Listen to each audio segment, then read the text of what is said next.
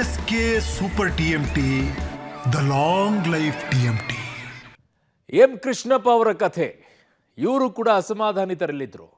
ಅವರ ಬೆಂಬಲಿಗರೆಲ್ಲ ದೊಡ್ಡ ಮಟ್ಟದಲ್ಲಿ ಹೋರಾಟವನ್ನ ಮಾಡಿದ್ರು. ಈಗೆಲ್ಲ ಏನಾಯಿತು ಆ ಕತೆ?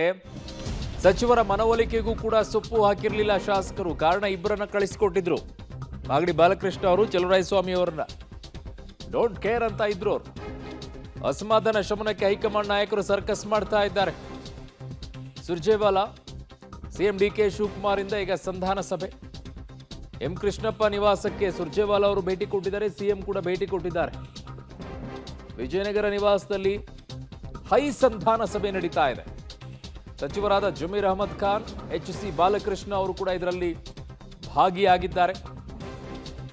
ತಾಳ್ಮೆಯಿಂದ ಇರಬೇಕು ಅಂತ ಹೇಳಿದ್ರು. ರಾಜೀನಾಮೆ ಕೊಟ್ಟರೆ 2 ನಿಮಿಷದಲ್ಲಿ ಸ್ವೀಕಾರ ಮಾಡ್ತೀವಿ ಅಂದಿದ್ರು. ಸೆಲೆಕ್ಟೆಡ್ ಇರಬೇಕು. ಈಗ ಸ್ವತಃ ಸುರ್ಜೇವಾಲಾ ಅವರೇ ಹೋಗ್ತಾ ಇದ್ದಾರೆ. ಕಾರಣ is A senior most. M Krishnappa ಅವರು, ಪ್ರಿಯಾ ಕೃಷ್ಣ ಅವರು ಅಲ್ಲೇ ಇದ್ದಾರೆ. ಅವ್ರ ವಿಚಾರದಲ್ಲೂ ಕೂಡ ದೊಡ್ಡ ಮಟ್ಟದಲ್ಲಿತ್ತು ಹೋರಾಟ. ಮಂತ್ರಿ ಯಾರಿಗಾದ್ರೂ ಒಬ್ರು ಕೊಡಬೇಕಾಗಿತ್ತು ಅನ್ನುವಂಥ ಆಗ್ರಹ ಇತ್ತು. ಆದರೆ ಅದ್ಯಾವುದು ಕೂಡ ಆಗಲಿಲ್ಲ. ಹಾಗಾಗಿ ಅವರ ಬೆಂಬಲಿಗರು ಬಹಳಷ್ಟು ದೊಡ್ಡ ಮಟ್ಟದಲ್ಲಿ ನಿರಾಸೆಗೊಂಡರು. ಆ ನಿಟ್ಟಿನಲ್ಲಿ ಪ್ರತಿಭಟನೆ ಮಾಡಿದರು. ನೇರವಾಗಿ ಕೆಪಿಸಿ ಕಚೇರಿಯವರೆಗೂ ಕೂಡ ಒಂದು 20-25 TT ವಾಹನಗಳಲ್ಲಿ ಹೋದರು. ಪ್ರತಿಭಟನೆಯನ್ನು ಮಾಡಿದರು. ಮನವೊಲಿಸುವ ಪ್ರಯತ್ನ ಮಾಡಿದರು. ಮಾಗಡಿ ಬಾಲಕೃಷ್ಣ ಅವರನ್ನ, ಚಲುವರಾಯಸ್ವಾಮಿ ಅವರನ್ನ ಅವರ ಮನೆಗೆ ಕಳಿಸಿದರು. ಅದ್ಯಾವುದಕ್ಕೂ ಕೂಡ ಸೊಪ್ಪು ಹಾಕಿರಲಿಲ್ಲ. ಹಾಗಾಗಿ ಈಗ ಸ್ವತಃ ಸುರ್ಜೇವಾಲಾ ಅವರು ಮತ್ತು ಸ್ವತಃ ಮುಖ್ಯಮಂತ್ರಿಗಳೇ ಅವರ ನಿವಾಸಕ್ಕೆ ಹೋಗಿ ಮಾತುಕತೆ ಮಾಡೋಕ್ಕೆ ಹೋಗಿದ್ದಾರೆ.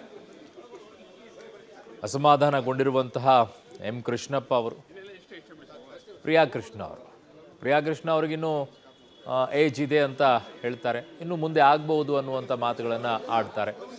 ಎಂ ಕೃಷ್ಣಪ್ಪ ಅವ್ರಿಗೆ ಈಗ ಅವಕಾಶ ಕೊಡಬೇಕಾಗಿತ್ತಲ್ಲ ಅಂತ ಹೇಳ್ತಾ ಇದ್ರು. ನನ್ನ ಸಹೋದ್ಯೋಗಿ ನರಸಿಂಹಮೂರ್ತಿ ಗವಿನಾಗಮಂಗಲ ನನ್ನ ಸಂಪರ್ಕಕ್ಕೆ ಸಿಗ್ತಾ ಇದ್ದಾರೆ. ನರಸಿಂಹಮೂರ್ತಿ, ಏನು ಡೀಟೇಲ್ ಸಿಗ್ತಾ ಇದೆ? ಈಗ ಸ್ಥಳೀಯವಾಗಿ ಮನವೊಲಿಸೋದ್ರಲ್ಲಿ ಯಶಸ್ವಿ ಆದ್ರ, ಸಭೆ ಇನ್ನೂ ನಡೀತಾ ಇದೆಯಾ, ಏನಾಗ್ತಾ ಇದೆ ಅಂತೆ ಮಾಹಿತಿ ಏನು ಸಿಗ್ತಾ ಇದೆ?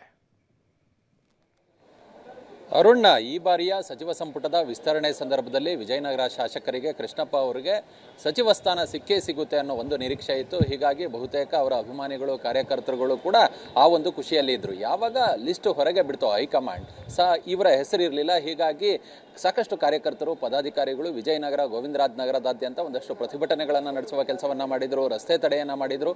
ಸಾಮೂಹಿಕವಾಗಿ ಎಲ್ಲ ಪದಾಧಿಕಾರಿಗಳು, ಕಾರ್ಯಕರ್ತರುಗಳು ಕೆಪಿಸಿಸಿ ಕಚೇರಿಗೆ ಹೋಗಿ ರಾಜೀನಾಮೆಯನ್ನು ಸಲ್ಲಿಸುವ ಹಂತಕ್ಕೂ ಕೂಡ ಈ ಪ್ರತಿಭಟನೆಯನ್ನು ಮುಂದುವರಿಸಿದರು. ನಿನ್ನೆ ಇಡೀ ದಿನ ಎಚ್.ಸಿ. ಬಾಲಕೃಷ್ಣ ಸಚಿವ ಹಾಗೆ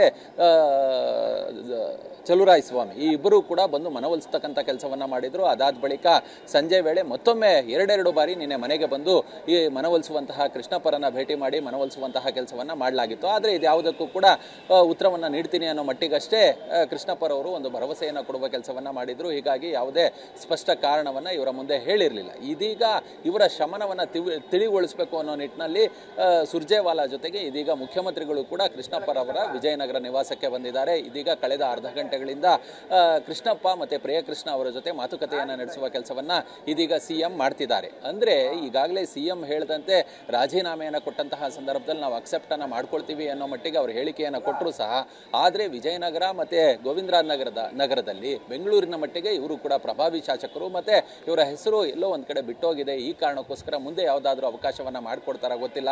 ಈಗಾಗಲೇ ಪದಾಧಿಕಾರಿಗಳು, ಕಾರ್ಯಕರ್ತರು ಹೇಳುವಂತೆ ಈಗಾಗಲೇ ಎಲ್ಲ ಅವಕಾಶಗಳು ಮುಗ್ದೋಗಿದ್ದಾವೆ. ಸಚಿವ ಸ್ಥಾನದ 33 ಸ್ಥಾನಗಳು ಕೂಡ ಭರ್ತಿಯಾಗಿರೋದ್ರಿಂದ ಯಾವ ಆ ಮೂಲದಲ್ಲಿ ಇವರಿಗೆ ಆ ಒಂದು ನಷ್ಟವನ್ನು ಭರ್ತಿ ಮಾಡಿಕೊಡ್ತಾರೆ ಅನ್ನೋ ಒಂದು ನಿರೀಕ್ಷೆ ಸಹಜವಾಗೇ ಇದ್ದೇ ಇದೆ. ಹೀಗಾಗಿ ಕಳೆದ ಅರ್ಧ ಗಂಟೆಗಳಿಂದ ಪ್ರಿಯಕೃಷ್ಣ ಹಾಗೆ ಅವರ ತಂದೆ ಕೃಷ್ಣಪ್ಪ ಈ ಇಬ್ಬರ ಜೊತೆ ಸಂಧಾನವನ್ನು ನಡೆಸುವಂತಹ ಕೆಲಸವನ್ನು ಮುಖ್ಯಮಂತ್ರಿಗಳು, ಜಮೀರ್ ಅಹಮದ್ ಖಾನ್ ಹಾಗೆ ಸಚಿವ ಬಾಲಕೃಷ್ಣ, ಅದರ ಜೊತೆಗೆ ಸುರ್ಜೇವಾಲಾ ಈ 4 ಕೂಡ ಇದೀಗ ಒಂದಷ್ಟು ಸಂಧಾನ ಮಾತುಕತೆಗಳನ್ನು ಆಡ್ತಿದ್ದಾರೆ. ಯಾವ ಮಟ್ಟಿಗೆ ಮಾತುಕತೆ ಫಲಪ್ರದವಾಗುತ್ತೆ ಗೊತ್ತಿಲ್ಲ. ಆದರೆ ಇದೀಗ ಅವರ ಮಾತುಕತೆಯ ಮುಗಿದ ಬಳಿಕ ಇವರ ಒಂದು ಸಂಧಾನಕ್ಕೆ ಕೃಷ್ಣಪ್ಪ ಮತ್ತು ಪ್ರಿಯಕೃಷ್ಣ ಒಪ್ಕೊಳ್ತಾರ ಗೊತ್ತಿಲ್ಲ. ಸದ್ಯ ಈ ಒಂದು ಮಾತುಕತೆ ಏನಿದೆ ಅದಿನ್ನೂ ಕೂಡ ಮುಂದುವರಿತಿದೆ. ಹೌದು ನರಸಿಂಹಮೂರ್ತಿ, ಎಲ್ಲ ಮಾಹಿತಿಗೆ ಧನ್ಯವಾದಗಳು.